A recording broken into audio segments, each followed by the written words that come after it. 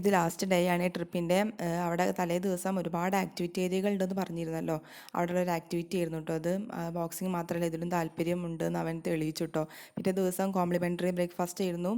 സ്റ്റാർട്ടേഴ്സും മെയിനായിട്ടുള്ള ഐറ്റംസും ഒന്നും പറയണ്ട. പുട്ട്, കടല, പൂരി മുതല എന്തൊക്കെയോ ഒരുപാട് ഐറ്റംസ് ഉണ്ട്. ദോശ നമുക്ക് കഴിക്കണവർക്കാണ് ഒരുപാട് കഴിക്കാനുള്ള ഫുഡ് ഐറ്റംസ് അവിടെ ഉണ്ടായിരുന്നു കേട്ടോ. പിന്നെ ഇംഗ്ലീഷ് ബ്രേക്ക്ഫാസ്റ്റ് ആയിട്ട് ബ്രെഡ് ഐറ്റംസും കെലോഗ്സും ചോക്കോസും ഉണ്ടായിരുന്നു.